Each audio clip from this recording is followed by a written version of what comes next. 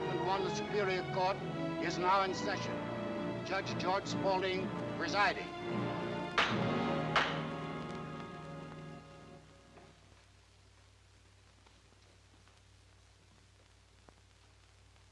Ladies and gentlemen of the jury, it is my duty to prosecute and your duty to convict or acquit these 7 defendants. These 7 people are on trial either for murder or being accomplices to the act of murder. What they did gladly and with full understanding. They are evil, all of them, 7 evil people. Look at them carefully, because they are your enemies and the enemies of every decent citizen. They're at war with you and always have been and always will be. Should they escape this time, the next victim may be you, or you, or you. Study their faces, all their faces. First, this one, Holiday Carlton, murderess. Charles Weber, John Reese. They were policemen, ladies and gentlemen, guardians of the law, accomplices to the act of murder. Keith Mandan, formerly an attorney, now the shame of his profession, accomplice to the act of murder. Peter Cobbett, formerly a guard at the State Penal Farm, another supposed guardian of the law, accomplice to the act of murder. Victor Mason, habitual criminal, clothing his crimes in a coat of respectability, accomplice to the act of murder. Joseph Rayner, murderer. Well, there they are, ladies and gentlemen. All 7 of them, and only 7. There should be 8, and believe me, I'm sorry that there are not. But unfortunately, the 8th, the man who motivated this whole vicious and sinister crew, the most evil man of all, is not present. And yet he is here, in spirit, as you will find when the state rests its case. The first witness for the state will be Peter Cobbett. Peter Cobbett, take the stand.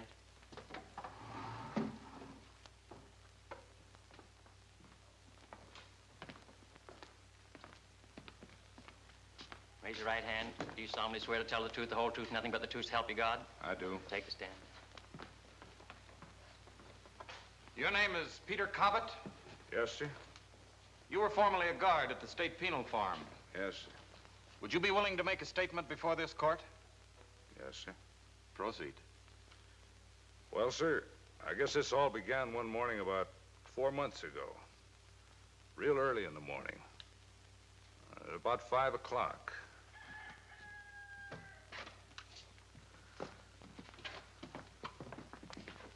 All right, kiddies, all right, let's go.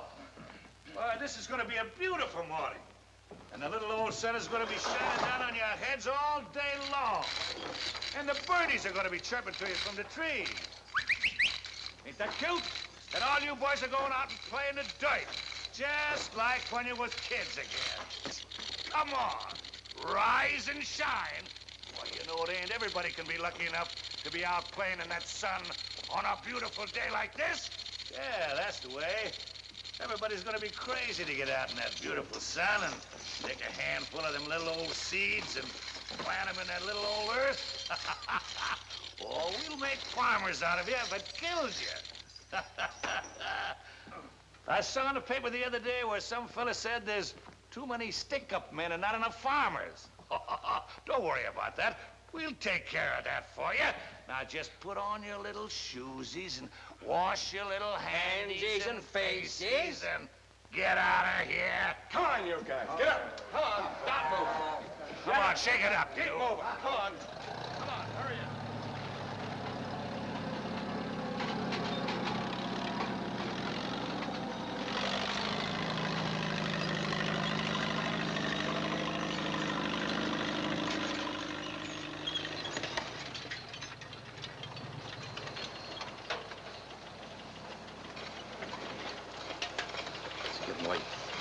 It's only about 7 o'clock. Relax. bus is going to be by here pretty soon. All right. Anything to keep you quiet.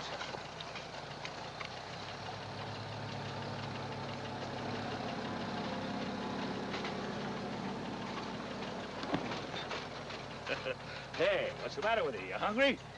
You eating dirt? Boy, a man would think you didn't like the food you get around here. No, I got a fever. I'm burning up. Need a drink of water. Falling out. Second squad. Okay. Come on, come on. We'll get you a nice little drink. Over here.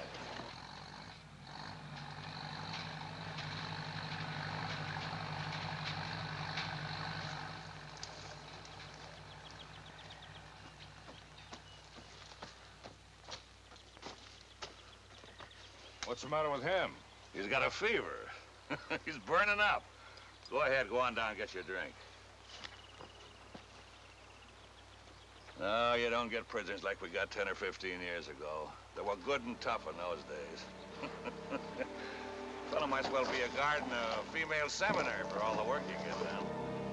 Any tobacco? Sure. Help yourself. Hey. Well, they're not very tough today.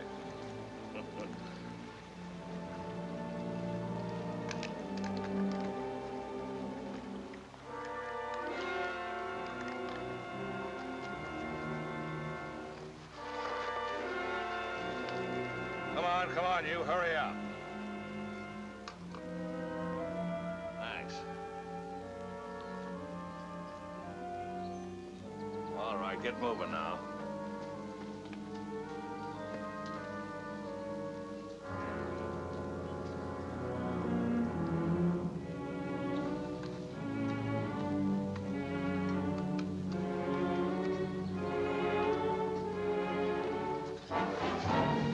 I thought sure that bus was going to come while you were gone. Well, it didn't. When things get done by an expert, they get done right.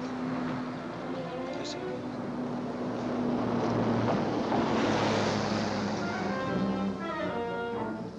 That's the bus, all right. If we get another horn in 5 seconds, we'll be in business. That's it. All set? You think there'll be any shooting? Won't matter if you zigzag. Hey, hey. What do you guys think this is, an Easter egg hunt? Now stop jawing and scatter out. That's what you say, Caesar. Now move!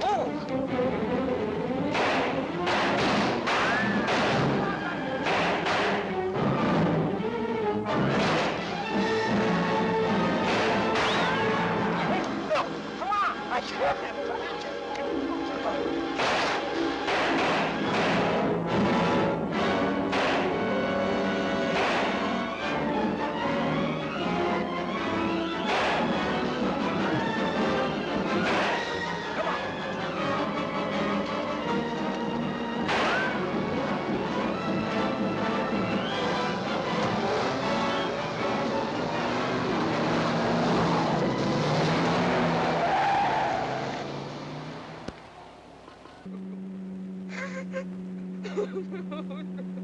I'm sorry about what happened. My brother, my only brother, and they killed him. You mean he's cold? Right through the head. It's too bad. And one of the guards got lucky. If he hadn't stopped, it wouldn't have happened. Shut up. Shut up. How many guards did you get? I didn't count. You want to go back? No, thanks. Just say the word and we'll do it all over again. There's some clothes up here in the front seat you better change. Not those. Try the other ones. Oh, fancy. Better than what you're wearing. My name's Rayner, Joe Rayner. Just call me Jinx. I'm Ralph Carter. Pleased to meet you. Even the air out here smells better. Oh, it's great to be alive. Say, Jinx, you better stop at some quiet gas station where we clean up.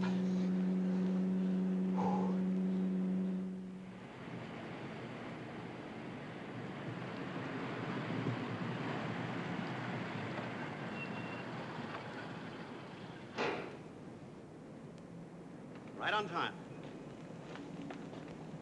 So they got your brother. Oh, shut up. That was on the radio. Who's this? His name's Mason. We got the stuff from him.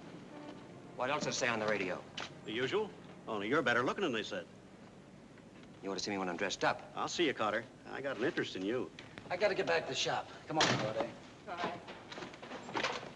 I'll be seeing you again, won't I? There's no need for you to see me again.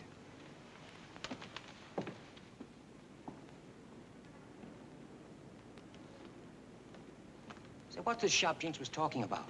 Radio shop. He fixes radios. Oh, he's in the wrong business the way he can drive a car. Now, you made a crack a minute ago I didn't get. You said you had an interest in me. That's right. I did this job on credit. Holiday owes me $1,000. But Holiday hasn't got any money. What makes you think I have? Oh, I know you haven't any either. Not right now, anyway. But there's a big difference between you and Holiday. She's honest. You're not. And you have certain, shall we say, ways of getting money. Am I right? Yeah, sure. But do you mind if I don't think about money for a half hour? All I want right now is milk. I haven't had any in 2 years. Take your time. There's no rush about payment. That's nice. There's a supermarket in the next block. Hartford's the name. Hartford. Uh-huh. Oh, that stuff of mine in the back seat. Better get rid of it. How do you want it handled? I'd like the police to find it across the state line. They will. Good.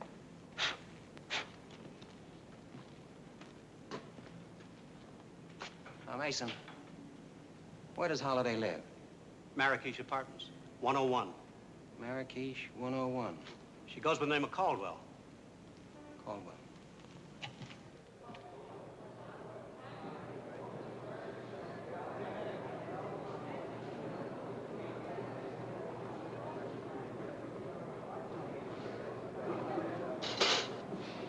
Well, I'm glad you got here. So am I. My truck broke down and put me behind schedule a half an hour. Morning, Joe. Good morning, Mr. Hartford. Sorry I'm late. That's okay. We're both late today. What time do you usually get here, Joe? Oh, about 9:30 if the truck don't break down.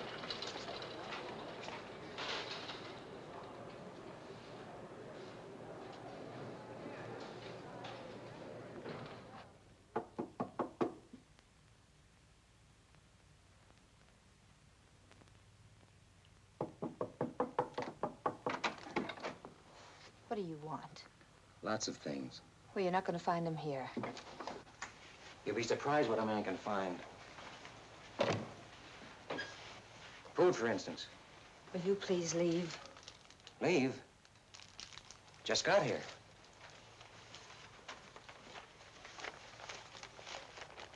Seen the papers?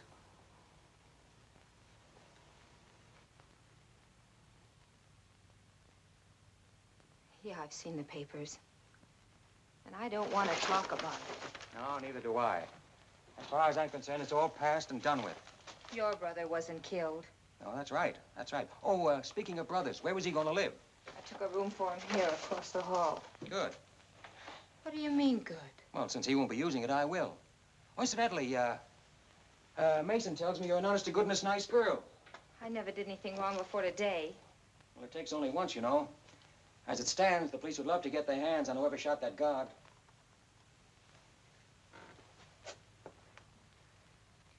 And now, would one fugitive from justice care to fix another fugitive from justice? A sandwich? Will you go if I do? Fix it and we'll see. Tell me, where can I get in touch with Jinx? Shop's in the phone book. Ace Radio Repair. Why? We gotta do a little business. Get you out of Huck. No, thanks. I wouldn't like the way you'd get the money. I'll pay it off myself when I can. No, it won't work out that way. You see, you owe Mason something. I owe you something. After all, you did get me off that prison farm. I like to pay my debts, too. You don't owe me anything. If I could have one wish in my life come true, I wish today it never happened. Fact remains, it has happened. You assisted in a prison break, which makes you just as much of a criminal as the people you helped. Now, you can keep that holier-than-thou attitude as long as you like. But right now, I would say there must be, 13,000 policemen in this state who would love to put you away for a long, long time. Now, I'd bear that in mind if I were you. And act accordingly. Now, what do you make of the stuff they're saying about your brother, that he was a mad dog killer? It's a lie. He wasn't. They never are. He was railroaded. They framed him. I Suppose your brother never did anything wrong in his life. He was wild, yes. And he did a lot of silly things. But he never killed anybody. Well, maybe you're right. After all, he quit cold on me. He wouldn't have been hit if he hadn't stopped. Yeah, maybe he was innocent. He certainly didn't act like a killer. Of course he was innocent. Nobody knew him any better than I did. Why do you think I tried to help him break out? I've never done anything wrong like that before in my life.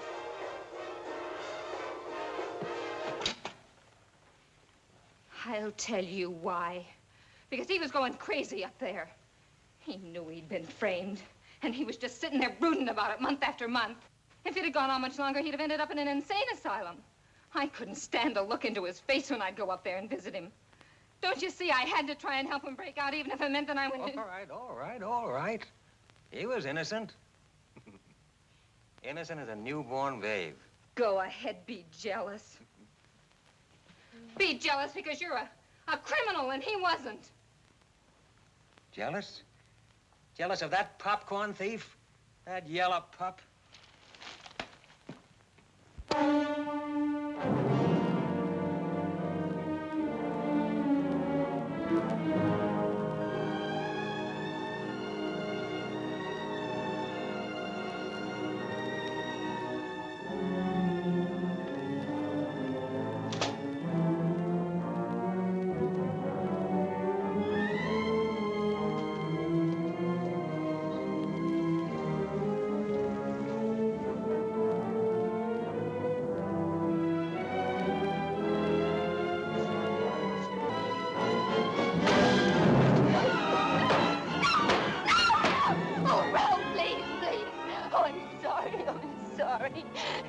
But he's all I had.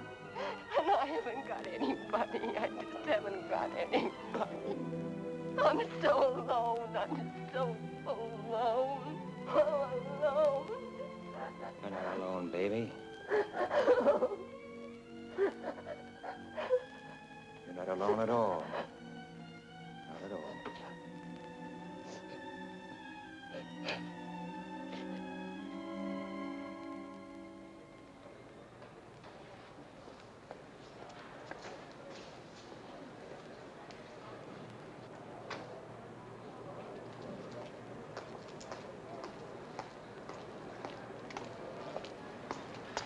Everything's fine outside.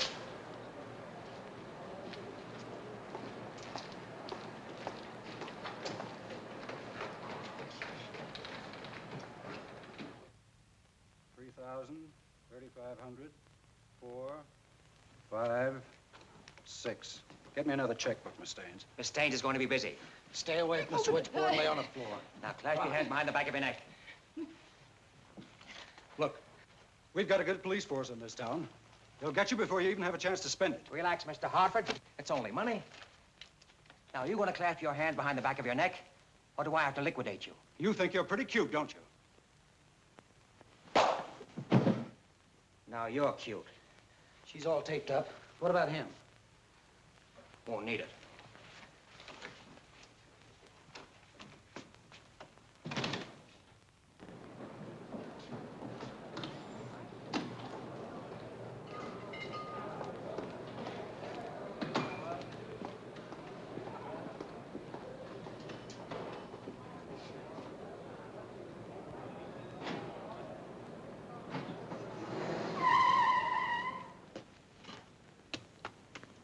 $6,142, not counting the checks. Where'd you get it? From a recently deceased maiden aunt. Hartford. Hartford. Right down the street. Why'd you tell me where you're going?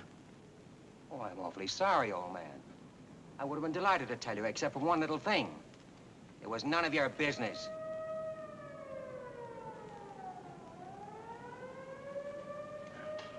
Why'd you have to stick up a place in this neighborhood? Oh, stop bleeding. The damage has been done. Now, 1/4 of 6142 is $15.35. $200 for the automatic, $17.35, plus the $1,000 that Holiday owes you, $27.35. As round a sum as you ever saw.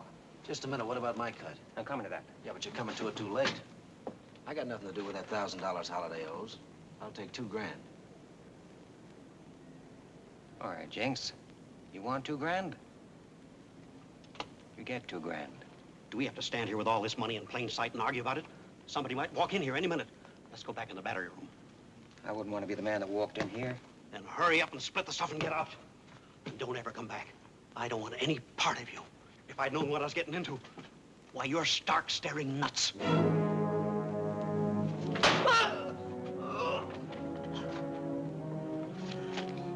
Don't you ever say that to me again, do you hear? Don't ever say that again.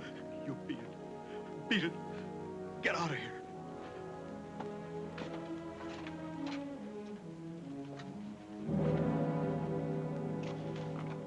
Oh, a trifling detail. I had a slug Hartford. Hit him a little hard. Very regrettable.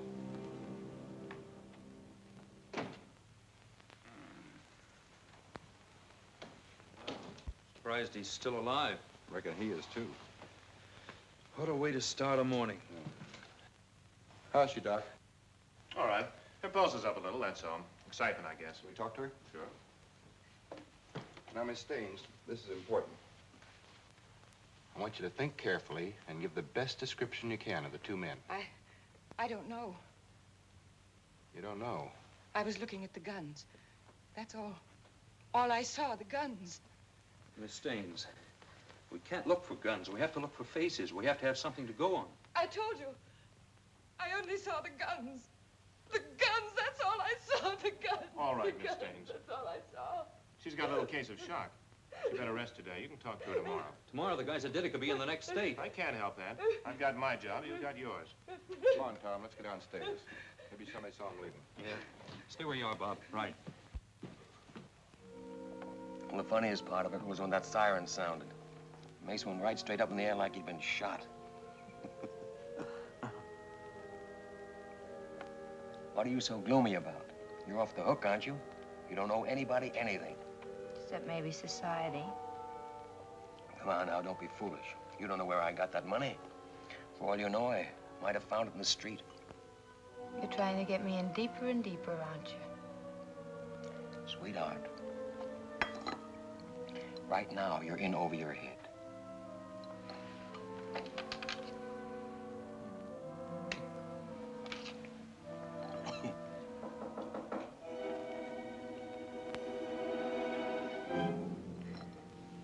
Stay here.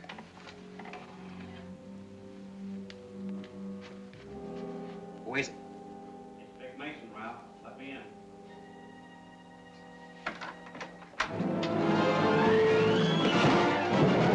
Reach!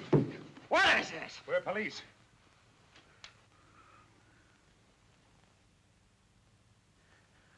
Why, you... Shut up. Beat it.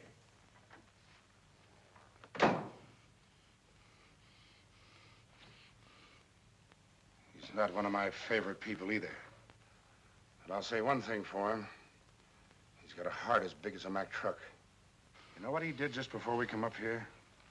He took all that money you paid him and put it right in the pot. I don't think Carter here knows about the old lady. Is that a fact? You don't know about the old lady? Well, she's very, very sick. We're sending her to Arizona. But how far will Mason's money go? She needs doctors, nurses, place to live, and plenty to eat. Takes a lot of dough for that sort of thing. A lot of dough. 6,000 bucks.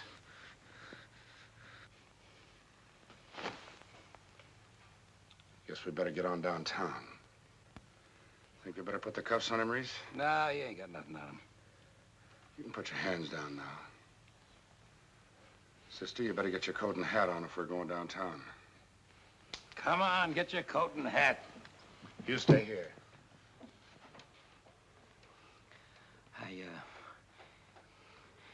I'm awfully sorry about the old lady. She's got TB. Yeah, I know. She has to get to Arizona. Do you suppose I could toss something into the pot? I suppose it might be all right. How much did you have in mind? Oh, about 1,400. You got 6 grand. You want to put in 1,400? Well, that's all there is left. Mason got 2,700, and the other guy got 2 G's. There's almost 5 G's right there. And it was the first job we pulled here, and we were on our way through to Arizona. All right. Where's the dough? In my coat in the bedroom. I'll get it. Don't bother. Reese! Get this guy's coat out of there. Bring the dame, too. Come on, come on.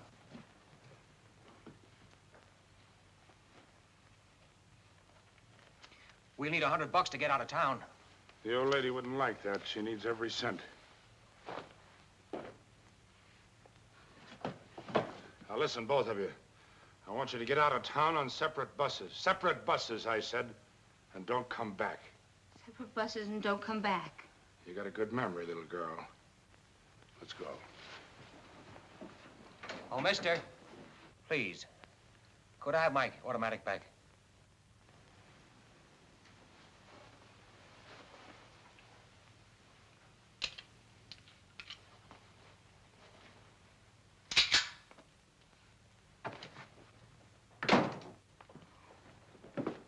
Well, there are at least 3 dishonest men in the world. So you see, I am not unique. I wouldn't go through that again for $1 million. Oh, we got off lucky. Any cop that'll shake you down is a cop that'll kill you, and just for the fun of it, too. Don't ever forget that. And when you get rid of that revolver, I don't trust them. They're always empty when you need them most. An automatic is the only thing. Ralph, where are you going? I'll be back in an hour. Don't go near Mason. Please, darling, stay away from Mason. Wasn't even thinking about him. We're broke. We've got to get money to get out of town. No, Ralph, no. It's taking too much of a chance. You've done too much already. Your luck won't hold. Better hold. Darling, listen to me. I've lost my brother, all I had. But now I've got you, and I don't want to lose you, too. I've got a little money saved, enough to get us out of the city, out of the state, even. We could start all over. You could get a job. How much have you got? How about $20? Be back in an hour. It's Jinx.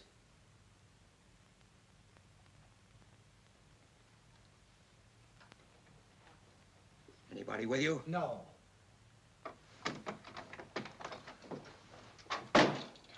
You don't have to say a word. I know exactly how you feel. They cleaned us, too. Well, they didn't clean me. I went out the back door of the shop and I saw him coming in. Well, you can trust the inspector. But he took everything you got. Inspector? That shakedown artist was an inspector? Yes, Inspector Weber. Well, cut yourself a piece of cake, Inspector. Cut yourself 2 pieces of cake. Do you mean to tell me you've still got the money? Yeah, sure. I got $2 grand right in my pocket. Well, that's wonderful. Then we can all get started in some new city. Wait a minute. Let's not be hasty. I have an idea we can do some business with the inspector. Might be able to fix this. It might be we won't have to start running. That would be all right with you, wouldn't it? Yeah, sure, be fine. All right, then we stay. And I don't want any arguments. Now, what do we need? What do we need to make some recording in this place? No, Ralph, we've caused too much trouble already. What do we need? Well, we'd have to have a portable recording machine. We use that phonograph for the playback. We'll have to have some 10-inch acetates, some cutting needles, and a microphone with about 20 or 30 feet of cable. All right, get 'em. Get 'em, and give me your $2 grand. Give me your $2 grand. I might as well have given it to Weber. Oh, no. Weber would have spent it foolishly. I'm going to invest it for you. You fool, you fool. You crazy fool. You said yourself a cop that'll shake you down will kill you. You try and frame Weber, and you'll frame yourself right into the morgue. He's too smart for you. Oh, no. He stopped being smart when he took my money. He's still a big man, and he knows how to protect himself, especially against small-timers like you that try and put something over on him. Go get the stuff and start setting it up. I'll meet you back here. And, darling, by this time tomorrow, the word small-timer will have walked right out of your vocabulary. If we're still alive.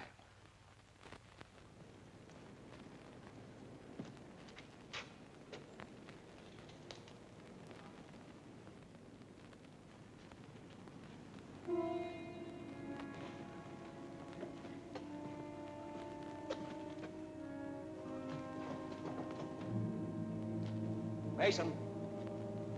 Mason. What do you want? I want a car. I thought maybe you could drive me and Holiday out of town. Sorry I can't help you, Ralph, old pal. Very sorry. Nothing I'd like better than to drive you and the dame somewhere and have you put a bullet in my back.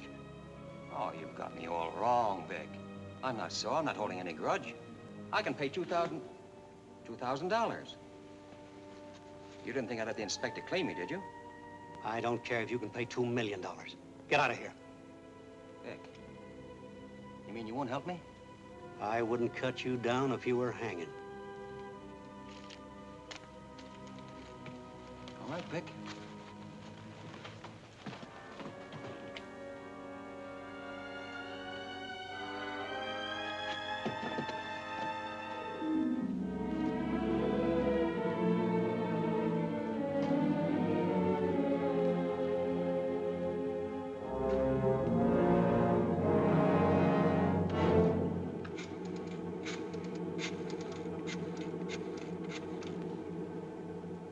Hello?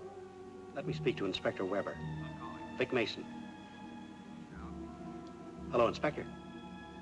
Ralph Carter was just in here. He offered me $2,000 to let him have a car. What? You let him have it. No, I didn't let him have the car. But I thought you'd like to know about the $2,000. Yeah, that's right, Inspector. All right, thanks. Okay, goodbye.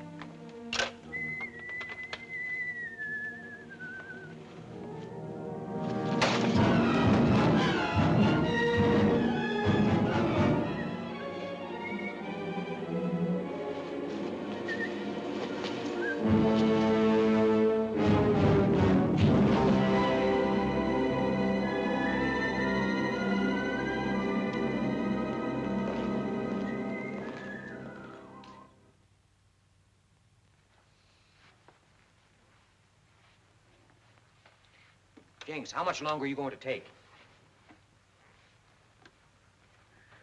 Hurry up, hurry up. It's getting close. What's the matter? Big Brain's starting to worry?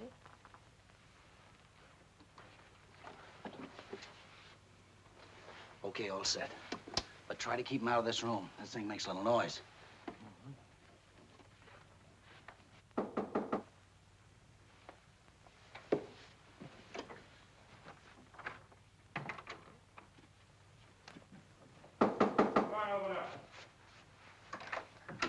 Oh, Inspector. Still here, huh? Well, I thought you'd be on your way by this time. what are we trying to get away, sir? Trying to locate a car. There's 2 or 3 buses leave here for Arizona every day. I guess you don't appreciate when a guy's good to you, huh? I gave you 1 break. Maybe I made a mistake. I wanted him to leave, Inspector, but he said we didn't have enough money. Yeah, that was the trouble, sir. There's no money. You know, you took all we had, and I had to get in touch with that friend of mine who helped me pull the Hartford job, and he let me have a few hundred. Yeah, quite a few. It added up to $2 grand. Well, I see I can't keep any secrets from you, sir. Here it is, 2,000 cash. How much of this will you let us keep? Only 100, sir? Oh, look, Inspector, we're going to Arizona, all right, but I was just wondering. This friend of mine who helped me pull the market job told me about a payroll that was a pushover. A very big payroll. Enough for all of us. How big a payroll? Oh, 25 or 30 grand. I don't trust you. Well, there's no reason why you should, but if anything goes wrong, you know, you can always use that old stall about having been tipped off and grabbing us red-handed and all that. You're an inspector. You can get away with that.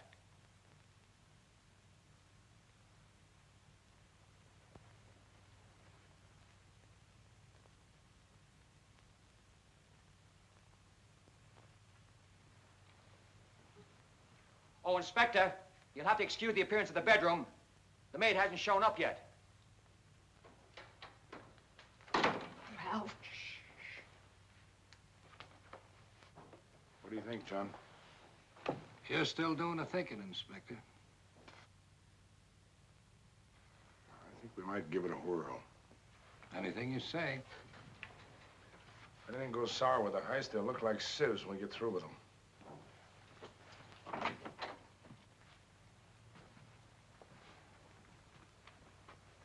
Where's this payroll job? I don't know. My friend knows. Where's your friend now? Well, that I don't know either. But I think I know where I can get in touch with him. Do you think you can raise him by 3 o'clock tomorrow afternoon? Oh, yes, I'm sure of that. Well, after you've located him, call me at headquarters. If I'm not in, just say Mr. Baker called. I'll know what that means. Mr. Baker. All right, Inspector Weber. Mr. Baker. I'll remember.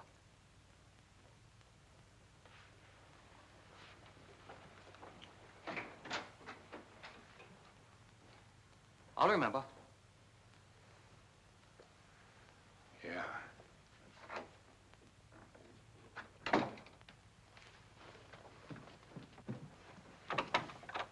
Did you get it? Yeah, I got it. And a slight case of heart failure. Let's hear it.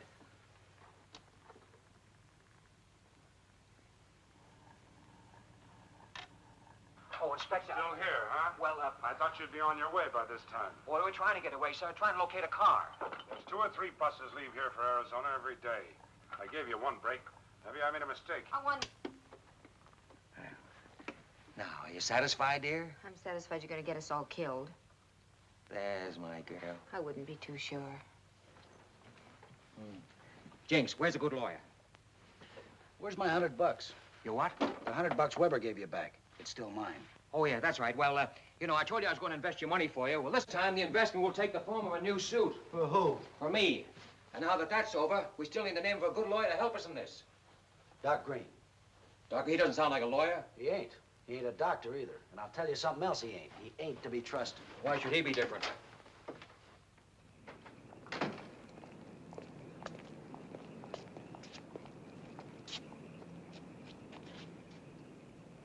Dr. Darius Green, Philosophic Guide. Organon Aristotle, Novum Organum Bacon, Tertium Organum Ouspensky. The key to a cosmic consciousness, the spatial understanding of time. Do not be lost in the labyrinth of confused thought. You sure we've come to the right place? Oh, sure. Oh, I forgot to tell you, though. He's nuts, too. Aristotle, Bacon, and Ouspensky. Pretty fair parlay.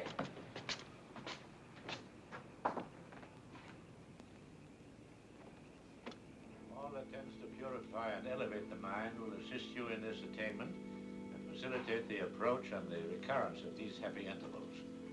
There are then different roads by which this end may be reached. The love of beauty which exalts the poet, that devotion to the one and that ascent Why don't we wait science outside? which makes the ambition of the philosopher. I like These it are the here. great highways conducting to the height above the actual and particular, where we stand in the immediate presence of the infinite, who shines out as from the depths of the soul. Such was one of Plotinus' letters to Flaccus, and I especially wanted you to hear it because it coincides with my own theory of knowledge. Shall we concentrate upon that perhaps a minute or two?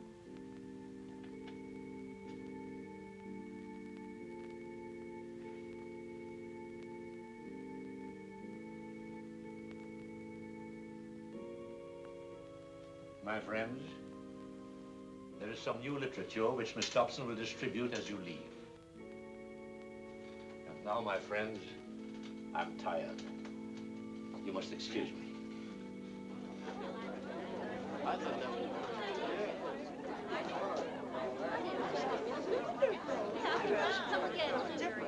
Yes. I'm coming back. Good night.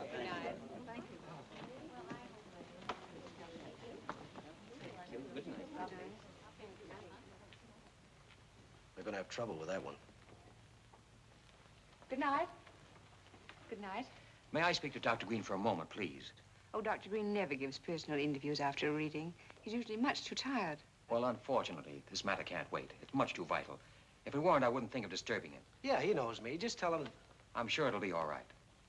May I have your names, please? My name is Paul Murphy, and this is Joseph Rayner. I'll tell Dr. Green. Thank you so much.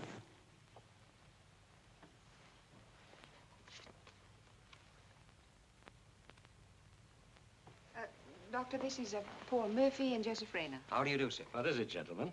Oh, may we talk to you alone? Well, I have no secrets from Miss Dobson. Well, this matter is not concerned with cosmic consciousness. Well, there are no other matters that I wish to be consulted about. May I be excused, Dr. Green? If you insist. Good night, Doctor. Good night, my dear. How dare you come here? How dare you? Easy, Doctor, easy. I refuse to have anything to do with you. That life for me is over. I shall heal no more bodies. I shall heal only minds. There's nobody to heal. All we want is a name. We've been looking for a lawyer of the right kind, and we didn't know where to go. Go to the classified section of the telephone book and look under lawyers. Doc, let's be reasonable about this. Now, you've worked with the mob. You must know someone. Oh, that was years ago. 2 years ago. Just 2. Doc, You don't want to be bothered with us anymore, do you? No. Well, then, give us a name. Try Keith Mandan. Cherokee Mandan. He's an evil man, too. Thanks.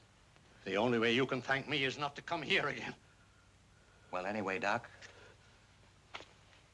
it's nice to see you reformed.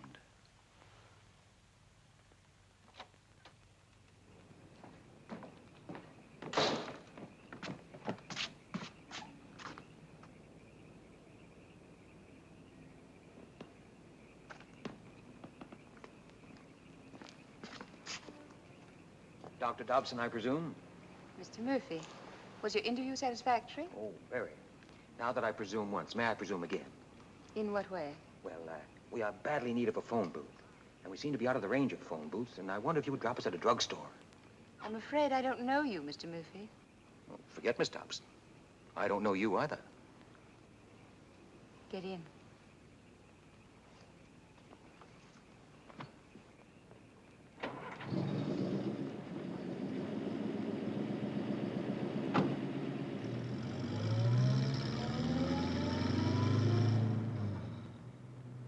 This is very nice of you. Oh, not at all. What did you think of the doctor's paper? I came in a little late. Besides, I'm not up on cosmic consciousness. It wasn't on cosmic consciousness. It was on the psychology of knowledge. Oh, same thing. What is it, religion or something? No, it's a philosophy. It goes into the fourth dimension. Or I should say the mathematical conception of the fourth dimension. Oh, that lets me out.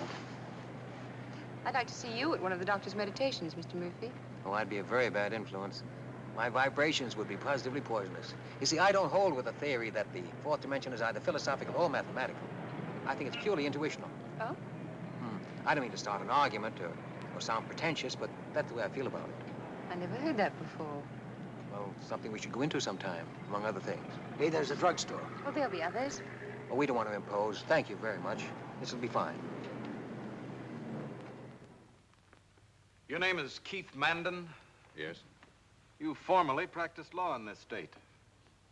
I've not yet been disbarred. Quite so. But I'm sure that such will be the case in the near future. Objection. Sustained. The prosecutor will please remember that a prisoner is innocent until proven guilty. Such insinuations are singularly out of place. Yes, Your Honor. Mr. Mandan, will you tell us in your own words your connection with these people? It was coercion. I beg your pardon? I said coercion. Will you tell us what you mean by coercion? Certainly. I was sitting at home one night, relaxing after a very hard day. Even the prosecution will bear me out that a lawyer's lot, like the policeman's, is not a very happy one. Well, anyway, the doorbell rang, and as my houseboy was busy in the kitchen preparing coffee, I answered it myself. Mr. Mandan? Oh, what do you want? I want to talk to you, sir. Oh, this is where I live, not where I work. See me at my office. Oh, please, Mr. Mandan. It may be too late then. This is very urgent, very important. Important to you, too, sir. Huh? Come in.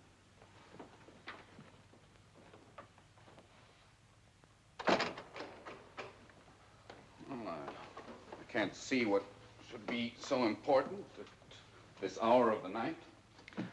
I need some advice, Mr. Mandan. People who come to see me generally do. Advice on something that's already happened or that's going to happen. Both. How much money have you got? Well, it's not how much money I have. It's how much I'm going to have. I don't deal in futures.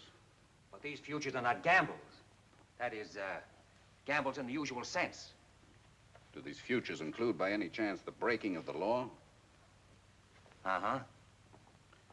Any man who breaks the law is a sucker. Does that include the police? Any policeman who breaks the law is twice a sucker. I know two who have. I got them nailed. One of them's an inspector. Suppose you know his name. Weber. Charlie Weber. Inspector of detectives. Toughest man in the department, and you've got him nailed. The rabbit nailing the wolf. Wait, stand behind us. Go back and tell him I didn't bite. Who? The lawyers who sent you. Tell them if they want me disbarred, why don't they file charges with the Bar Association? I don't know what you're talking about. Now, these little traps they set for me get more and more complicated all the time. Charlie Webber. Charlie Webber. What do they take me for, a fool? Highness, throw this fellow out. Tell him to get out. Yeah, put that gun away. Tell him to get out. All right, Highness, leave the room. Now, put it away. After you decide to go with me, I've got something to show you, and I'm going to see to it that it's shown. Who told you about me? Doc Green. What Doc Green? You know what, Doc Green. Highness! Highness! Get my clothes, Highness. I'm going out. Oh, yes, I'm sure of that. After you've located him, call me at headquarters. If I'm not in, just say Mr. Baker called. I'll know what that means. Mr. Baker. All right, Inspector Weber. Mr. Baker. I'll remember.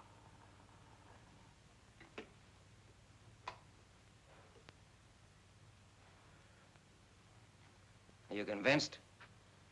Yeah, I'm convinced, but, I don't know what to say. All I want from you is a yes or no. Have I got him, and do you or don't you want in on this? Oh, you got him all right, but, he's a big man, a very tough man. The slightest mistake, you'll never know what hit you. Answer the question. Are you in or out? Suppose we go in the living room, sit down, and get acquainted. There's a lot of things I want to find out about you people before Weber drops around tomorrow. Mr. Mandan, what do you think? Oh, he's got something, all right.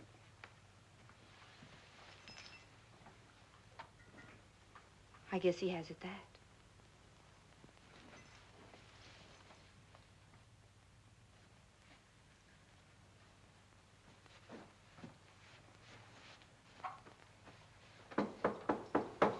All set?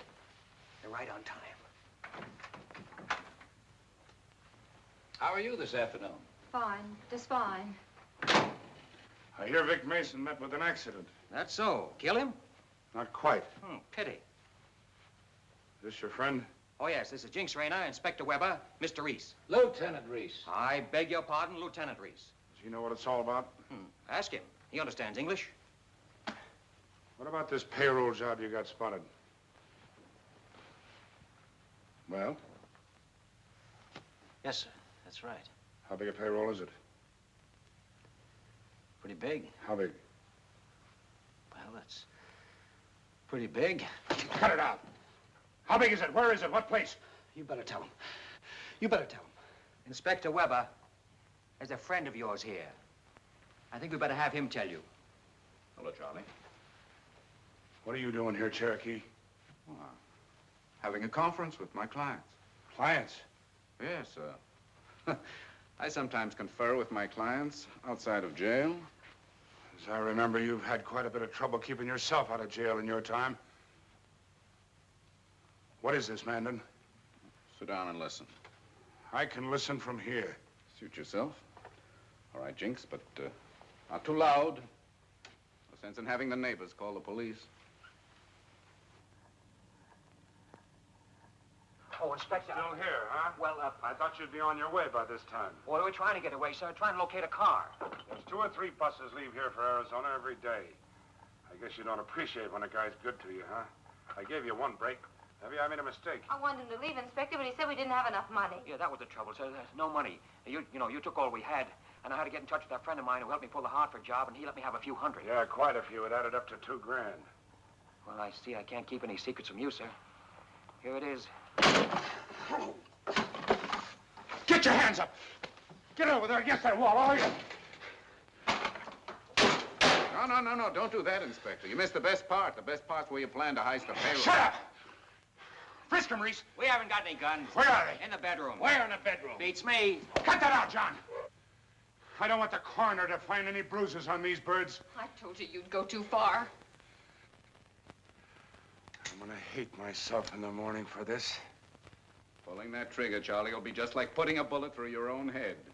Now, you ought to know that there's more than a single copy of that record. Or do you suppose we got you here just to slaughter us? No, no. We got you here, Charlie, to tell you you've just been signed by our ball club.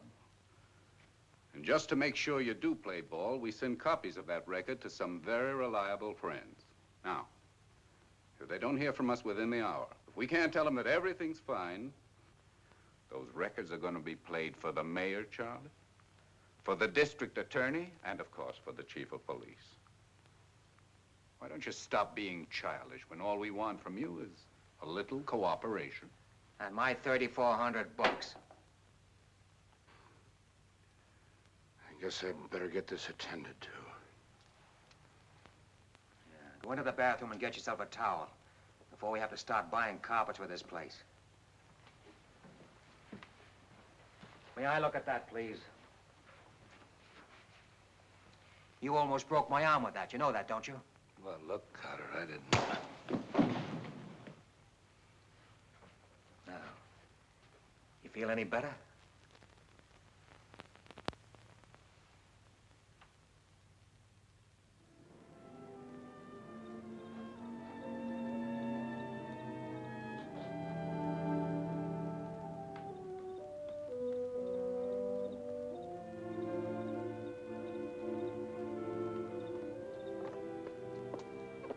Well, hello. Where do I drop you tonight? Anywhere. I have no place to go and I'm all alone. We could drive and talk. That's what I was hoping for. Where would you like to go? There are 4 directions here, sort of local phenomenon. North, east, south, and west. Which do you prefer? The one without the traffic. That's the one I know best.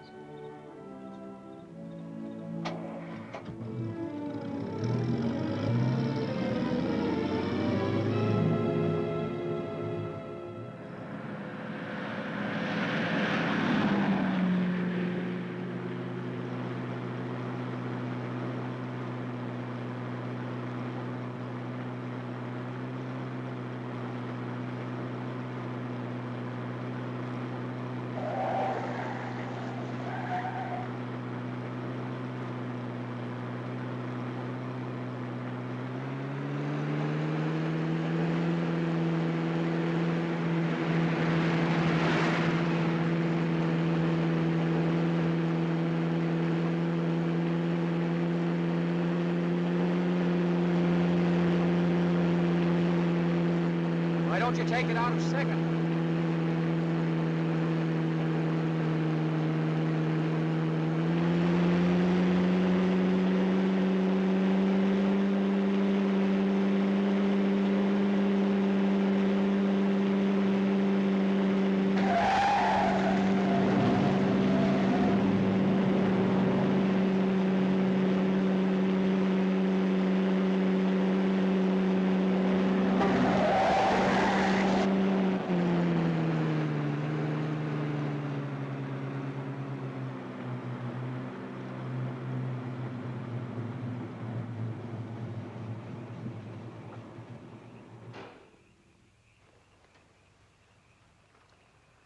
Why did you stop?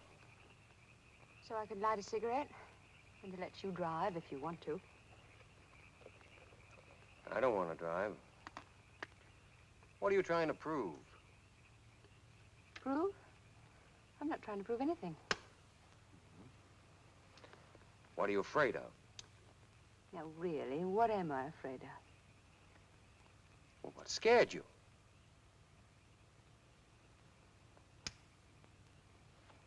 You? Don't look at me like that.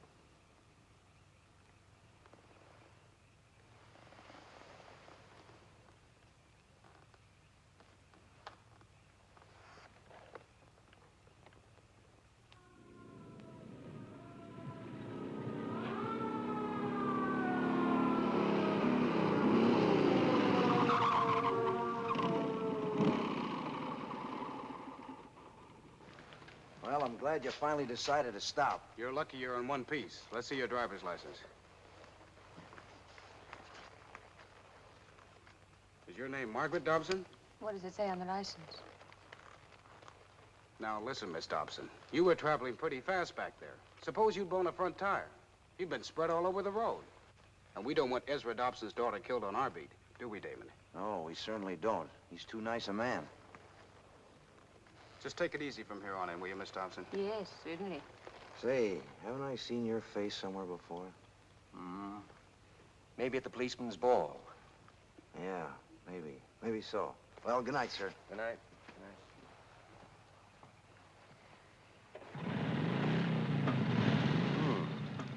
Next time I come out with you, I'm going to bring along an extra set of nerves. Who is your father? Police commissioner or something? No. Please don't worry about it. Who are you? I said don't worry about it. All right, I won't. Now, let's see. Where were we when we were so rudely interrupted? Don't you remember? Mm-hmm. Seems I do.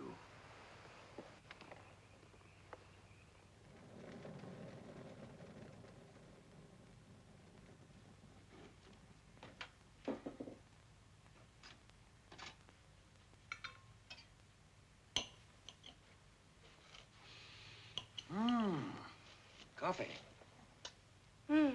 Perfume. Did you have a good time last night? Yeah, I went to a movie. First movie I'd seen in 3 years. Some movie. I hear she has a foreign car. See? Foreign car? What are you talking about? Woman you and Jinx met the other night. Hasn't she got a foreign car? I don't know what kind of car she has. I don't even know her name or where she lives. I wouldn't know how to find her even if I wanted to. Finding her shouldn't be difficult for a bright boy like you. Not for a mastermind like you. Well, well, you finally made that discovery. Took you a little while, but you finally made it. That's fine. Would you like some coffee? Hmm? Would you like some coffee? Love it. I like mine in a cup. No cream? How about some sugar? Oh. No cigar.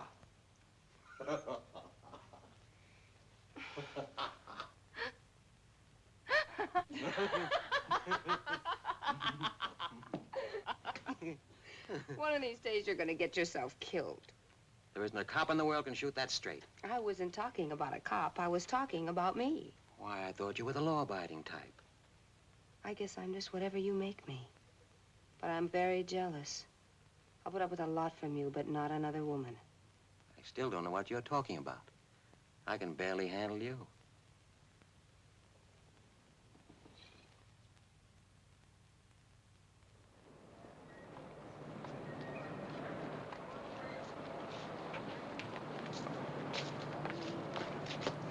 Well, what do you think of it?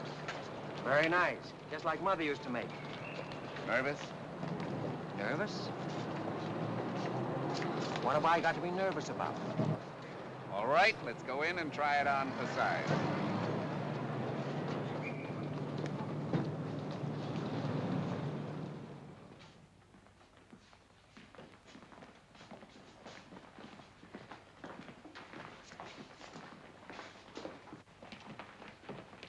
Incidentally, Paul, what happened to that other copy of the record?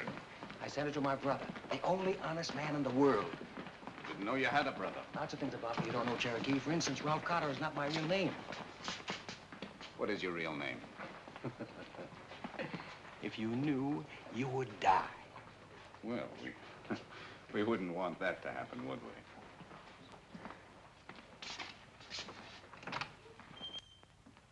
Well, what do you know? Cherokee Mandan.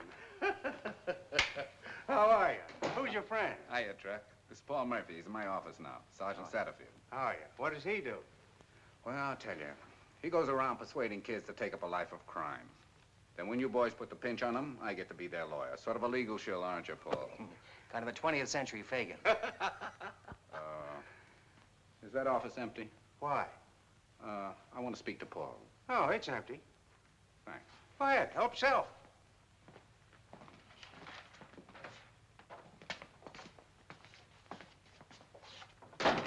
Give it to me. What? This. Oh, you must be crazy bringing a heater into this lion's den. What if one of these coppers should Well, spot I'd rather go around without my ears and go around without that. Take it easy. I'll get your permit to carry it. Oh, just like that. Just like that. You ever kill anybody with this? No. Not yet. Is Weber in? He's eating his lunch.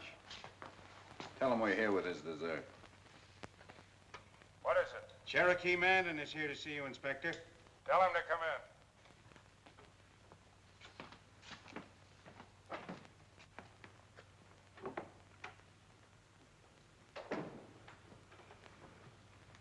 What do you want? The card come?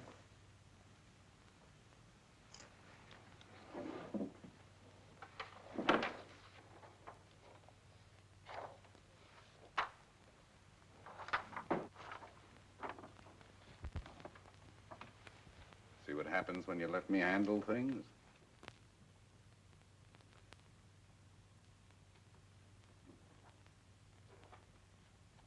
Cherokee, you are a wizard. I take my hat off to you. How'd you ever get it here? Paul, I took the liberty of suggesting to Inspector Weber here that we forget all about that $3,400 you mentioned and that he get you this card instead. Now, shall we conclude the ritual? Inspector, I thank you very, very much. I really appreciate this. Don't mention it. Oh, how's your hand? Not infected, I hope. My hand is all right. Well, you know, those phonograph needles can pick up an awful lot of dirt. Yes? The chief wants to see you, Inspector, right away. Thank you.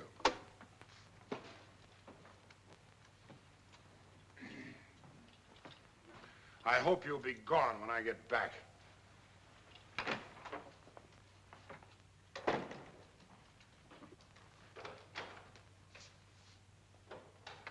Morning, Sam. How's the poker game going? What poker game? The one in the Detective Bureau? Well, you know there's no poker game in the Detective Bureau, Sam. What's eating you? I'm still asking the questions, Charlie. What have you got on the Hartford robbery? Well, nothing so far. Looks to me like the work of some out-of-town boys. Not to me, it doesn't. Who have you got on the case? Gray and Fowler. 2 men. Why should I put the whole Bureau on a robbery? Why? I'll tell you why. Because it isn't a robbery anymore. The hospital called up a little while ago. Hartford is dead. So you better heave a few more of those men out of their chairs and put them on the case. You understand? I understand. Well, then understand this, too. I'm giving you 48 hours to clear up this case, and if it isn't solved by the end of that time, I'm getting myself another boy. And I don't expect you to spend your time watching the clock and counting up to 48. Clear?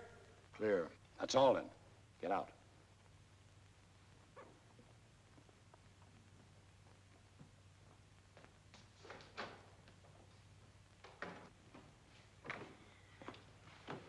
You still here? Well, we didn't want to leave without saying goodbye.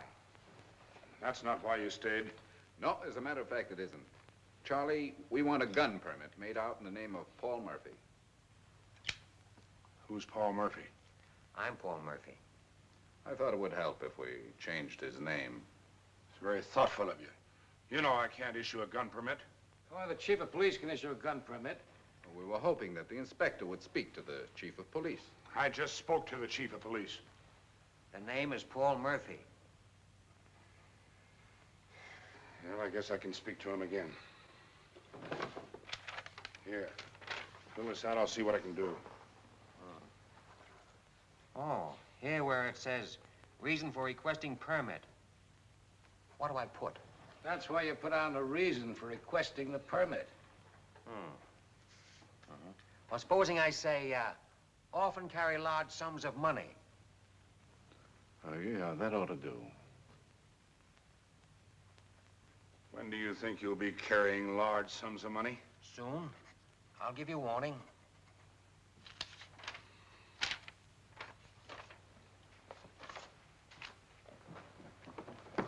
Listen here, Mandan. I want you to keep this guy from fooling with anything federal. Banks and things like that will bring in government agents before you can bat an eye. Don't worry. I'm talking to you, Mandan. Yes, yes. The minute you pick out something, you let me know before you make a move. And I might as well tell you, Cotter. Murphy. All right, Murphy. The chief just gave me 48 hours to get you, dead or alive. preferably dead. Well, thank the chief for me. Tell him I'm sorry to have taken up his time. Goodbye, Charlie.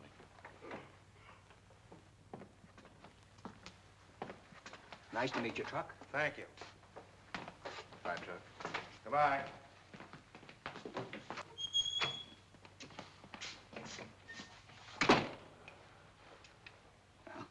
Now, how do you feel? Oh, fine. I feel fine.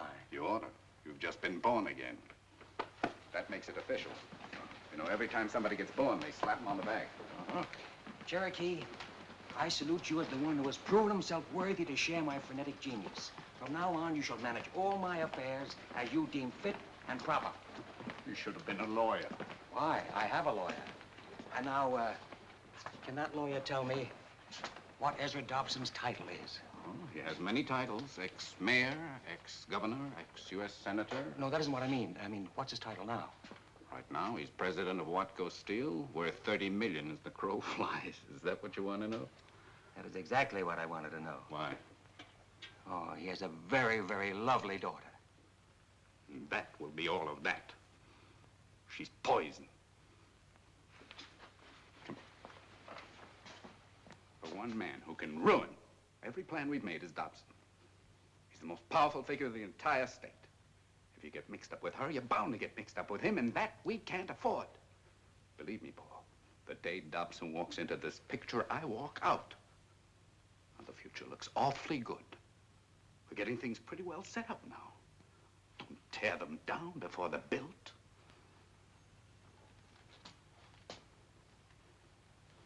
Anything you say, Cicero. Anything you say. Going down?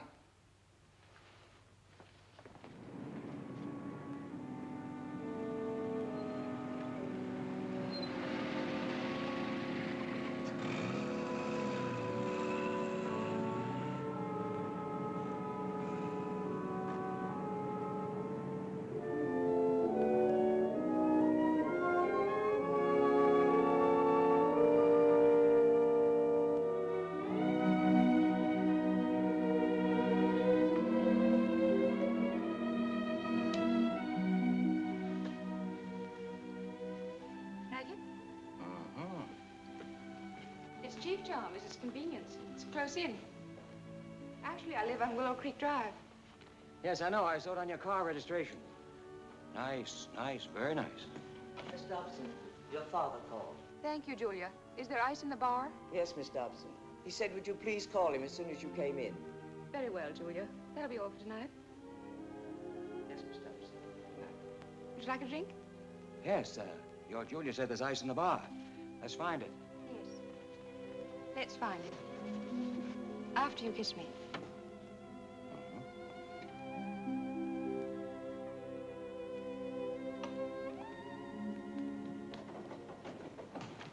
Julia, did you ask Miss Margaret to call me? Yes, Mr. Dobson.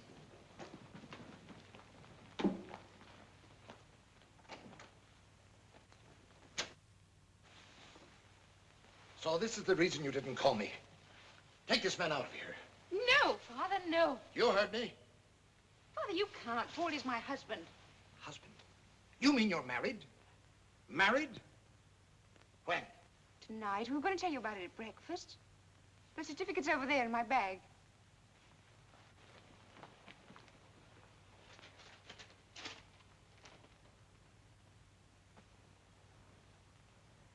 Now, will you please ask your private police force to leave? All right, boys. Really, Father, you make things so awkward sometimes. I'm sure Paul must be wondering what kind of family he's married into. It was impulsive and insane, but nothing you can do will change anything. Who else knows about this? The clerk and the justice who married us. Did they know who you were? I don't know. I don't think so. Do you know who he is? Well, he's my husband. That's not what I mean. Who is he? Where does he come from? Well, he'll tell you himself. I want to hear it from you. I don't know. He hasn't lived here very long. But I have an idea he won't live here much longer. But I do know that I love him, and that's all that matters to me. What do you know about love? Have you ever been in love before? Or have you reached the point where any Tom, Dick, and Harry with a glib tongue can have you fainting in 5 minutes? Father! You even went across the state line to do it. Why? Because in this state you have to wait 3 days. No, that's not the reason. The reason is you were afraid someone at City Hall would have tipped the papers off that you'd taken out a license. And you knew that when I heard about it, I'd have cracked down on you like a ton of bricks. Young man, I've brought my daughter up as well as any girl in this country. And I'm not going to permit her to be swept off her feet by any ragged stranger. Right now, I don't know anything about you. But believe me, within 24 hours, I will. Everything. Father, this is very embarrassing to Paul. Couldn't we talk about it in the morning? Yes, we most certainly will talk about it in the morning. As a matter of fact, I insist on it. And we'll talk about an annulment, too. In the meantime, will you do me the small favor of not saying anything about this until after we have talked? Yes, Father. I never thought I'd have a fool for a daughter. I guess I didn't handle that very well. What do you mean? He was mad. Any two-headed child could see that. No, you don't understand. Usually when I talk to him like that, he gives in. This time, I'm afraid he won't. He'll cool out by morning. No. No, he won't. I saw his face. Uh-huh. Well, Margaret, here's something your father doesn't know. I want you. You're all I've ever wanted, and I'm not going to give you up. You won't let him force you. I don't force easily. You don't know Father. Suppose I refuse to have the marriage annulled. What'll he do then? He could make you wish you never saw the city. He could make you wish you'd never been born. I've seen him do it before to others, in politics, in business, in everything. Well, we'll face that when we come to it. Now, you go on and get yourself some sleep, hmm?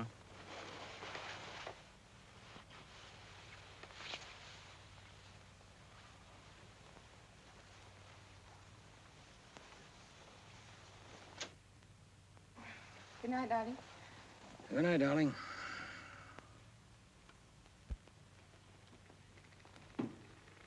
Now, this merely states that from now and hereafter, you renounce all claims on the estates of Ezra and Margaret Dobson. Would you like me to read it? No. Before you sign it, you have a legal right to know exactly what it contains. I'll sign it.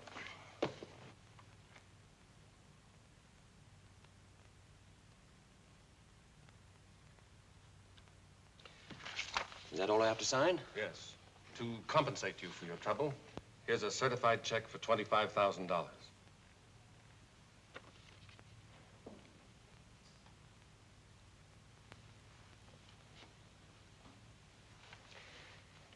I don't want that money, Mr. Dobson. I regret this whole affair just as much as you do and as much as Margaret does. It was thoughtless and childish of both of us. And for my part, I'm sorry. And I'm sure Margaret is, too. Good day, sir.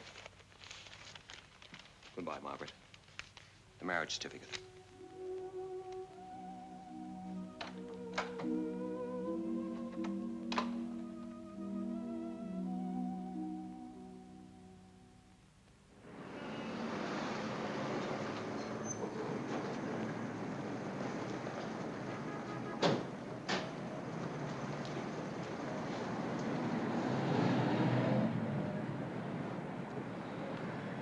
The seventh stop. Yeah. 7 little satchels, all getting filled with money. What's your guess on how much money? Plenty. Rome will take a bet on any track in the country.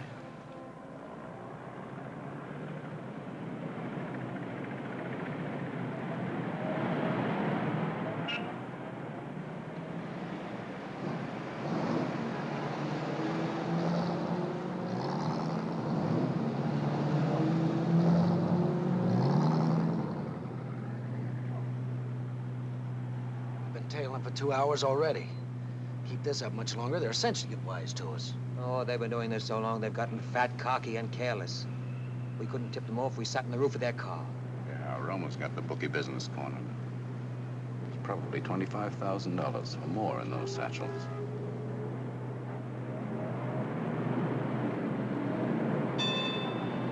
Want me to hang on? No, we've seen enough of them.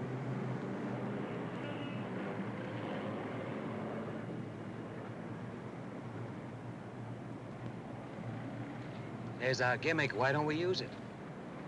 You mean you're gonna steal a squad car? Let's go see Weber.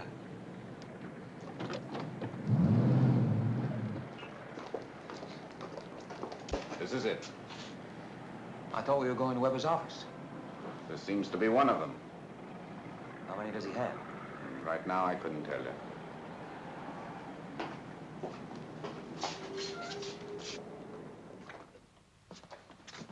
Charlie? I hope this didn't put you out too much. No, you didn't put us out. Sit down.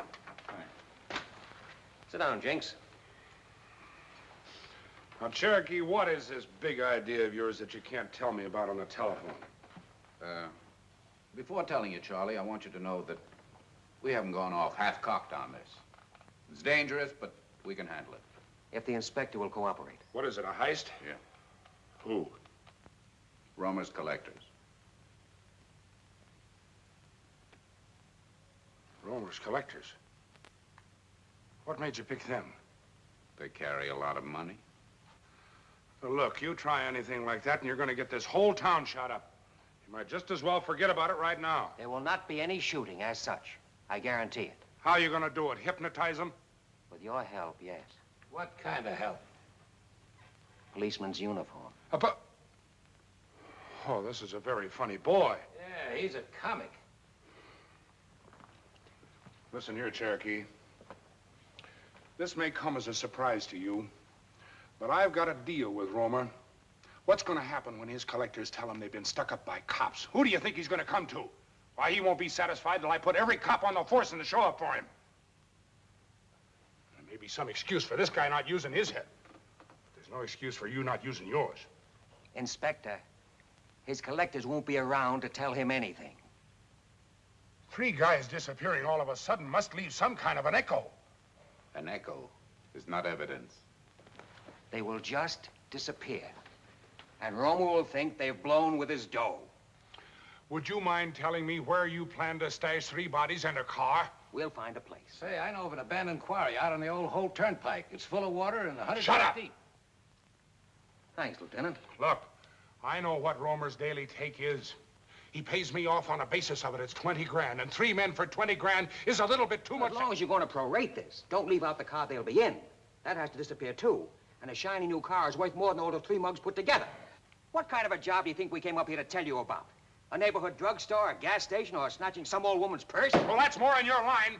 A swell-headed hood talking about killing people and everything else. Swell-headed hood, am I? That was where you made your original mistake thinking that. That's how you got caught in the ringer. What do Romer's men mean to me? I don't worry about them any more than you do shaking down a guy and then shooting him in the back to keep him from singing. Listen, you, all of you. Stop acting stupid. Your boss sees you. You're a hero. Get this maniac out of here, Cherokee, or else talk some sense into him. All right. All right. Let's go, Ralph. Paul. All right, come on, Paul. Wait a minute. You may come out, Joseph. Gentlemen, why don't you and I try to get along? Hating my guts shouldn't make you act like this. It'll do for the time being. Well, be that as it may, let's talk sense. I don't want to jeopardize your deal with Romer, Inspector, believe me. But this job is proposed on the basis of a complete and perfect disappearance. And all we want from you is a policeman's uniform. And for that, you get 1/3 of the take. 1/3? That's right, 1/3. Somebody will find them sometime. They'll find something. Charlie, if there were the slightest chance of that happening, we wouldn't pull it. That's fair enough, isn't it? Maybe. Maybe it is. That's fair enough. Goodbye, Charlie.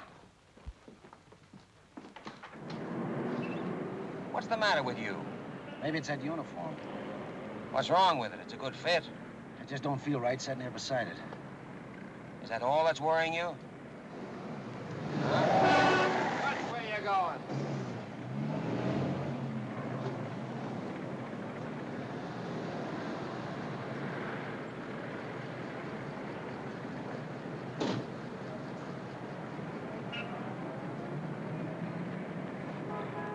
You gonna be all right?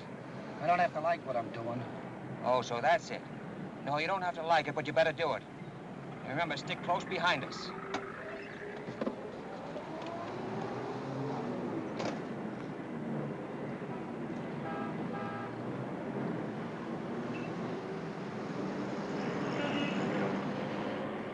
Parking in a loading zone is a traffic violation. So what? Where's your driver's license? I don't have any.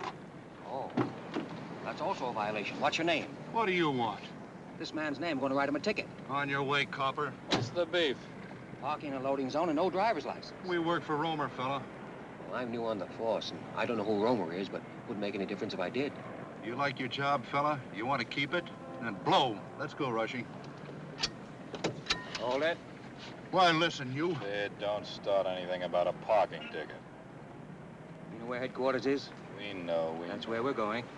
Go ahead, Rushy.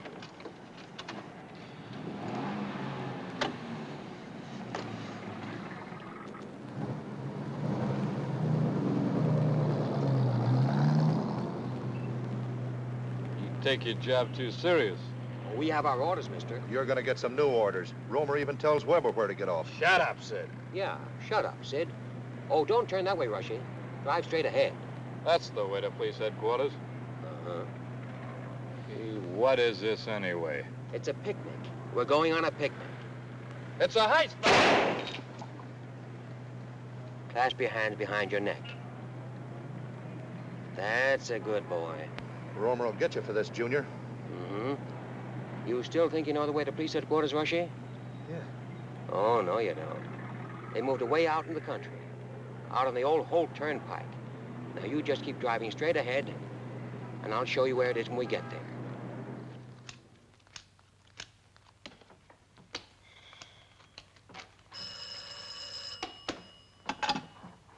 Cooperative borrowers. This is your meal ticket, Weber, remember? Oh, hello, Romer. How are things? You still getting rich? Well, I was until today. My collectors haven't showed yet. What? They've disappeared. When? Well, they were due at 3 o'clock. Well, how many were there? 3. 3? Yeah, and you better get out and find them quick, here. Oh, take it easy, Romer. Maybe they just went across the street for a short beer or something. I don't care what they stepped out for. You find them, understand? Well, look, Romer, that's not my job. Well, it is now. And if you know what's good for you, you'll jump. Or you won't have any job at all or anything else. What are you getting sore at me for? I haven't got him in my hip pocket. Have you looked lately? No, Romer. Well, get looking.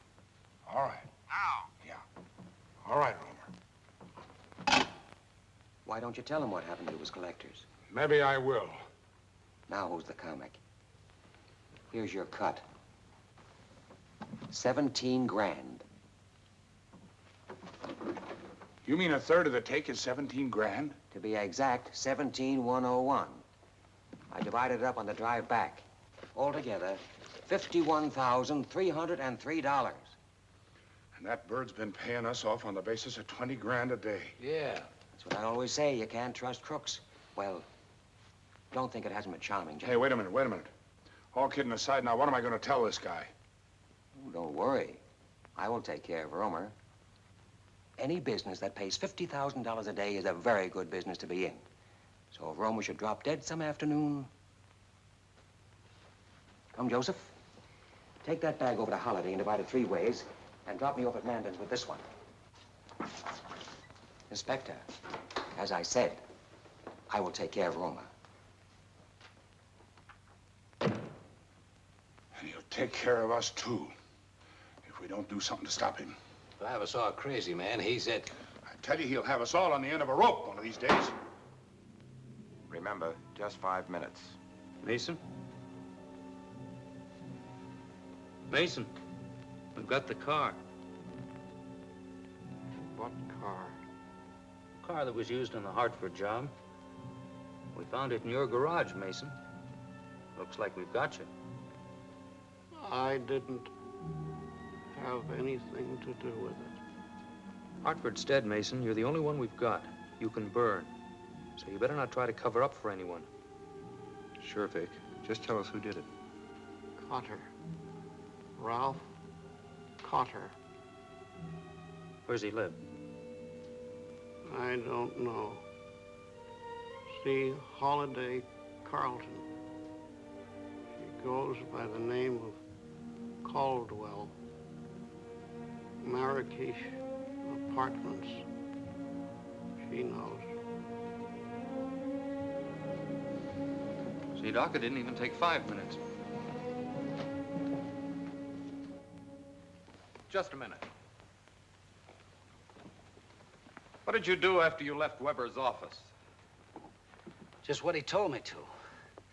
I went back to Holliday's place and counted the money. But I was sick. Sick? Yeah, for what I'd done. I'd never done anything like that before. And I began to think this Carter was cuckoo. I wanted out. I felt like a man on the top floor of a house that's on fire. You run for a window to jump out, and there's no ladder. If you jump, you get killed. If you stay where you are, you get killed. That's how it was.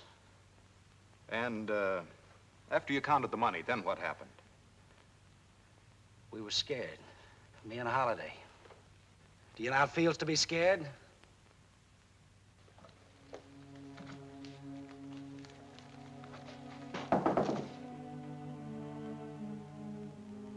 Yes? Oh. What's that? Champagne. The traditional victory drink. I never saw a bottle that big. Ah, it's a Jeroboam. They come even bigger. There's the Methuselah, there's the Belshazzar, the Nebuchadnezzar, and this is ice, and this is goblets, and that is money. Does it still add up the same, Mr. Rockefeller? Not quite. I took my $2,000 you gave Weber off the top. Oh, what was your rush? You'd have gotten it. I want to make sure I'm not working with you anymore. No? No, it ain't safe. A guy's got to draw the line someplace. Well, suit yourself. How about you? You didn't need to get special glasses. We got glasses in the kitchen. I asked, how do you feel? You know how I feel about you. I'm not going to leave you, honey. Well, neither is Jinx, only he doesn't know it yet. No? Just watch. Jinx, I was just thinking about those 3 dead men in the quarry. If they had a fourth, they could play some bridge. You play bridge, Jinx?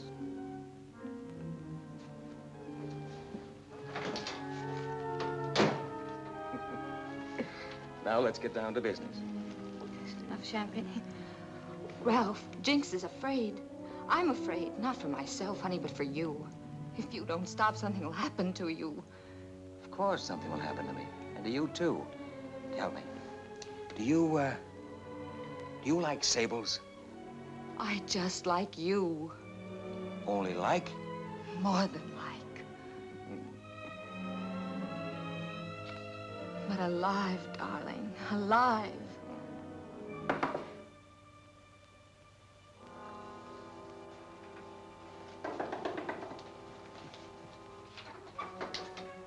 Well, well, if it isn't the richest lawyer in town, it's at 5 o'clock this afternoon. Sit down, we're about to pop a cork. I want to talk to you. Well, go ahead, talk. Outside. Talk to him here. I haven't got any secrets from Holiday. I wouldn't make book on that. Outside.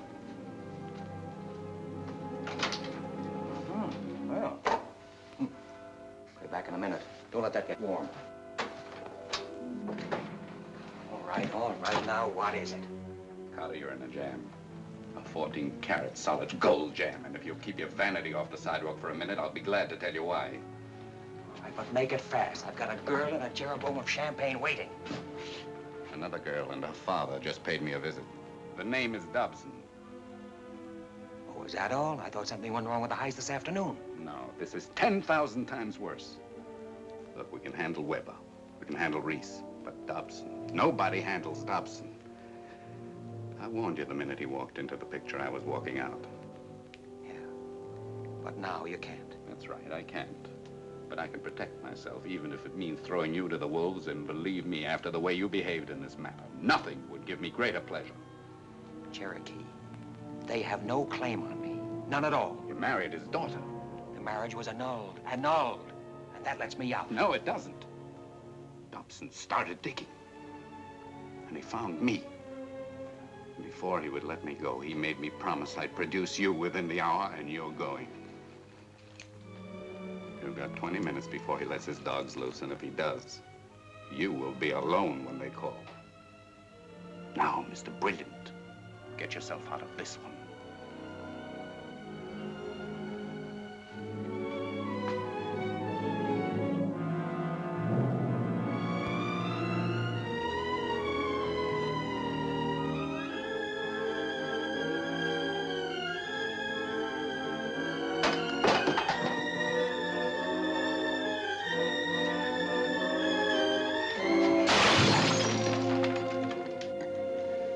Oh, I'm so glad to see you.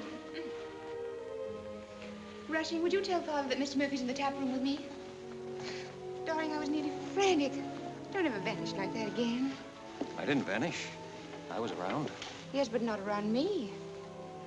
I can't tell you how much I missed you. You wouldn't believe me if I told you. But I'm being a bad hostess. What would you like?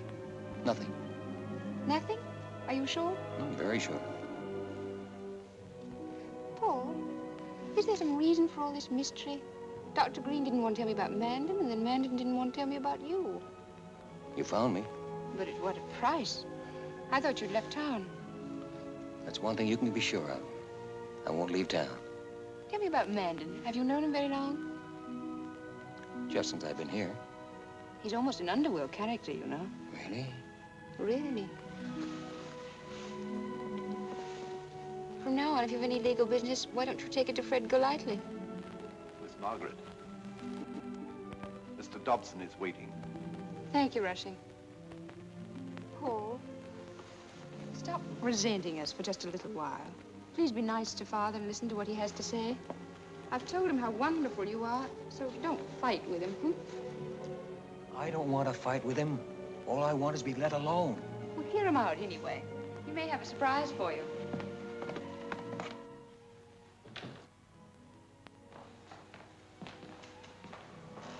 Well, we meet again. Coin a phrase. And this time, much more pleasantly. Margaret, dear, I'd prefer to talk to Mr. Murphy alone. Oh, Father. Do as your father says, Margaret. It'll be all right. All right, Paul. I'll wait for you in the tap room. Sit down, Paul.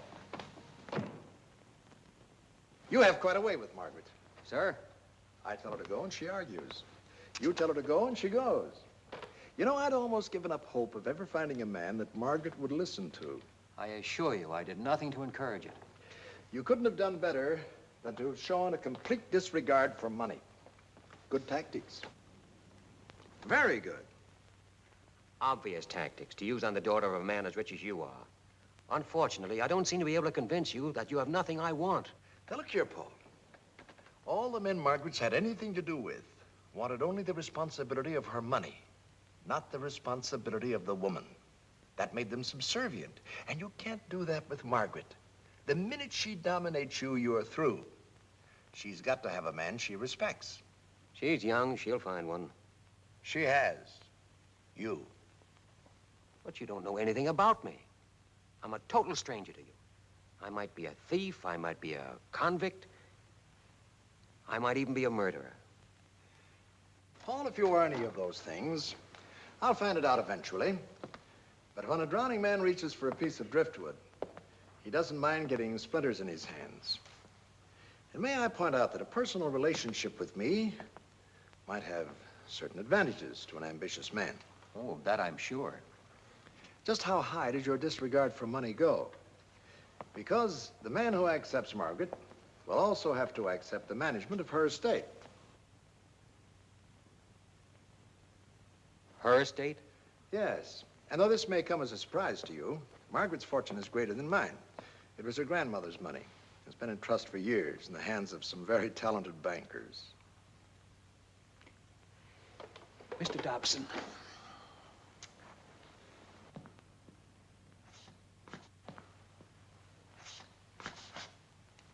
All I want is to be let alone. And there's another thing. When I found out how Margaret felt about you, I thought I'd better hold this up. It's the annulment petition. You're still married, you see. Think it over and let me know tomorrow. Good night, Paul. Good night, sir.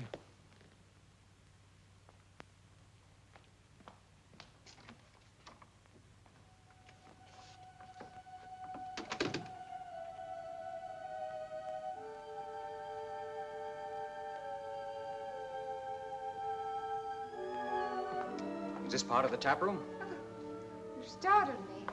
What did Father say? He, made me a proposition. And you accepted, hmm? He gave me till tomorrow morning to make up my mind. And what will you tell him tomorrow when you've made up your mind?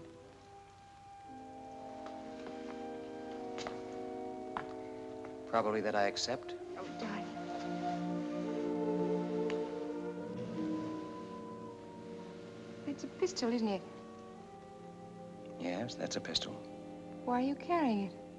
Protection. I have a permit. Protection against what? Hold-ups. It's not the only reason, is it? Of course it is. I always thought when people carried guns, they were afraid of something. Not necessarily.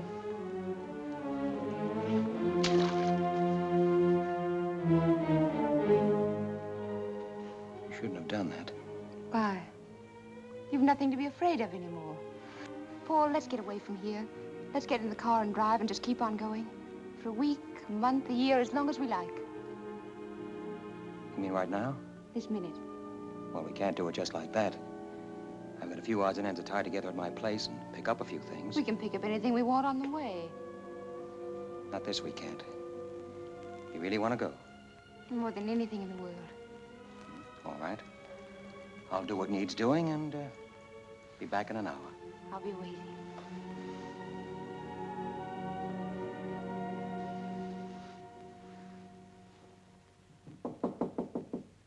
Yeah? Paul. Just a minute.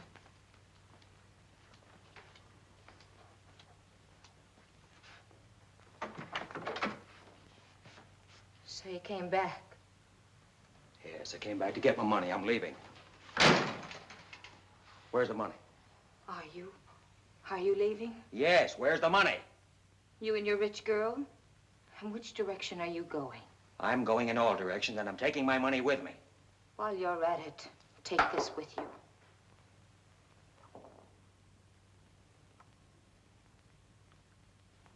What is it? A bullet. I know it's a bullet. It's got my brother's brains on it. They dug it out of his head before they buried him. What are you talking about? Cobbett. Cobbett! Tell him. I brought the bullet down myself. It came from the gun you had when you made the break. It was the only .38 that was fired. The guards had 30-30s and 45s. Get in the bedroom. This is the gun he means. The one you told me to get rid of. The one you killed my brother with. Now, look, Holiday. You've got a wonderful setup here. You and Mandan and Jinx. I'm leaving it all to you. You can have it. I don't want it. I just want this next minute with you. But you don't know how this thing is rigged. I sent a copy of that record to my brother. He hasn't played it yet, but if he doesn't hear from me once a week, he will. If he plays it, he'll know what to do. First they'll pick up Weber, then they'll pick up the rest of you. Then you'll all fall down. Do you think I care now? If there's anything wrong with me, you did it. You made me go along with you. You changed me. You made me just the same as you are. And you've got nobody to blame but yourself. Holiday, this other girl. That's part of it, too. Oh, but you've got it all wrong. You don't know the whole story. I was going to surprise you. I was just over talking to her father. Her father wants me to handle all the money for her. You realize what that can mean? You started here with a lie, and you're going to end here with a lie. That's Dobson's chauffeur. He drove me over here. They want me to spend the night at the house and sign the papers in the morning. Let him in. The room's too full as it is. No, Holiday, don't do anything you'll be sorry for. Tomorrow, everything will be different. We'll be rich. All I've got to do is say yes to Dobson tomorrow. One little word, and we'll have millions. You only said one true thing in your life. And that's when you said you were going away tonight. And you are. 3 miles out of town and 6 feet down. All alone. With nobody to lie to. And you can kiss tomorrow goodbye.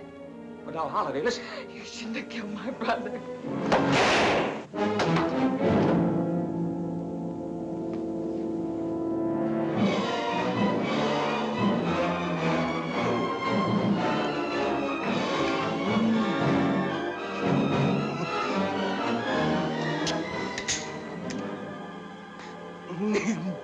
I told you not to trust a revolver.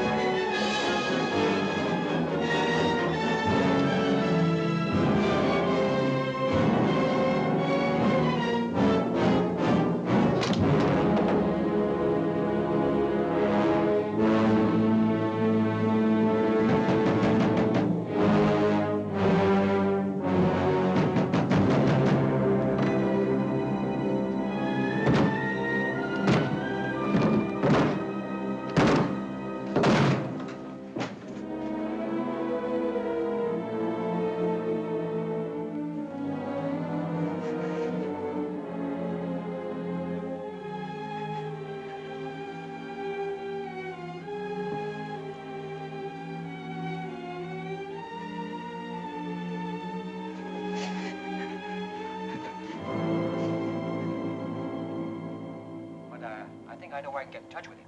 Think you can raise him by 3 o'clock tomorrow afternoon? Oh, yes, I'm sure of that. Well, after you've located him, call me at headquarters. If I'm not in, just say Mr. Baker called. I'll know what that means. Mr. Baker. All right, Inspector Weber. Mr. Baker.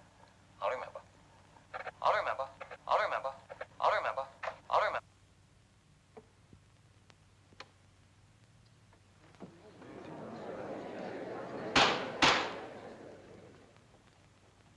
Do you recognize that as your brother's voice? I do. There's no doubt in your mind. None whatsoever. The state rests.